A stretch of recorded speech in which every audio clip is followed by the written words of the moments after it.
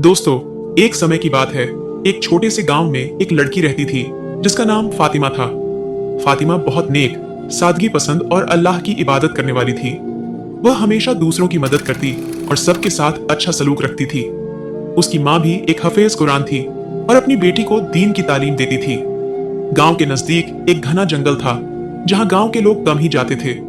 उस जंगल के बारे में यह मशहूर था कि वहां खतरनाक जानवर, खासकर सांप पाए जाते थे। लोग कहते थे कि जंगल में कई अजूबे हैं, लेकिन फातिमा का अल्लाह पर यकीन बहुत मजबूत था। उसे यकीन था कि अगर वह अल्लाह का नाम लेकर जाएगी तो उसे कोई नुकसान नहीं पहुंचेगा। एक दिन फातिमा अपनी माँ के लिए लकड़ियां लाने जंगल चली गई। वह जंगल में दाखिल होते वक्त हमेशा बिस्मिल्लाह पढ़कर जाती थी। जब वह एक घने पेड़ के पास पहुंची, उसने पेड़ को काटा तो अचानक उसने एक बड़े सांप को देखा।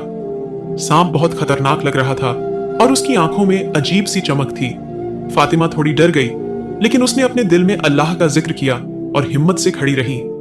वह सांप धीरे धीरे फातिमा के करीब आ रहा था, लेकिन जैसे ही वह सांप फातिमा के करीब पहुंचा, उसने देखा कि सांप ने हमला नहीं किया।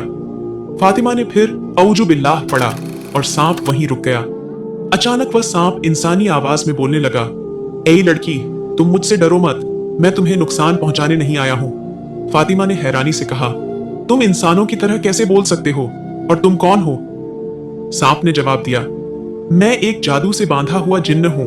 मुझे इस जंगल में सदियों से कैद किया गया है, लेकिन आज तुम्हारी वजह से मैं आजाद हो सकता हूं। अल्लाह ने तुम्हारी नेक नियत और तुम्हारे ईमान की वजह से मुझे यह मौका दिया है कि मैं तुम्हें एक इनाम दूं। फातिमा ने हैरानी और डर के साथ पूछा, कौन सा इनाम? सांप ने कहा, तुम्हें अल्लाह ने एक खास ताकत दी है। अगर तुम चाहो तो तुम लोगों के दुख दूर कर सकती हो और उन्हें नेक रास्ते पर ला सकती हो, लेकिन तुम्हें इस ताकत का इस्तेमाल सिर्फ अल्लाह की मर्जी के मुताबिक करना होगा। फातिमा ने अल्लाह का शुक्र अदा किया और सांप से कहा, मैं इस ताकत का इस्तेमाल हमेशा नेक कामों के लिए करूंगी और कभी इसका गलत फायदा नहीं उठाऊंगी। इसके बाद वह सांप गायब हो गया, लेकिन उसके साथ ही फातिमा के दिल में एक अजीब सा सुकून और एक भरोसा आ गया। जब वह गांव वापस आई तो उसे अपने अंदर बदलाव महसूस हुआ।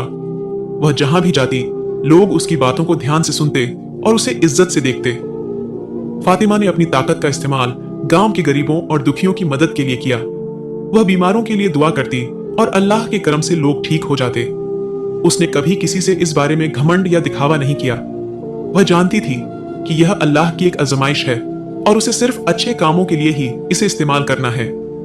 एक दिन गांव में एक बहुत बड़ा हादसा हो गया। एक बच्चा जो खेलने के लिए जंगल की तरफ गया था, वह एक जहरीले सांप से काटा गया। लोग बहुत घबरा गए और उसे तुरंत फातिमा के पास लेकर आए। फातिमा ने अल्लाह का नाम लेकर बच्चे के लिए दुआ की और उसे पानी पिलाया। कुछ ही देर में बच्चे की हालत ठीक होने लगी और सब लोग अल्लाह का शुक्र अदा करने लगे। इस वाकये के बाद फातिमा की इज्जत और बढ़ गई। वह लोगों की मदद करती रही और हमेशा अल्लाह की इबादत करती रही। उसने कभी भी इस ताकत का गलत इस्तेमाल नहीं किया और यह सिखाया कि अगर इंसान का दिल साफ हो और उसकी नीयत नेक हो तो अल्लाह हर मुश्किल को आसान कर सकता है।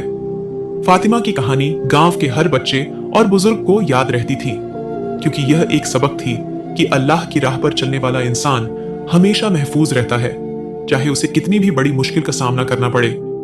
इस कहानी से यह सीख मिलती है कि हमें अपने दिल में हमेशा अल्लाह का खौफ और यकीन रखना चाहिए और हर काम को नेक नियत से करना चाहिए।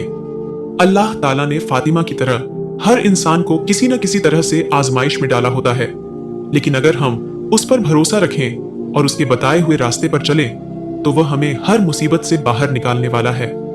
दोस्तों, उम्मीद करते हैं आज की कहानी बेहद पसंद आई होगी।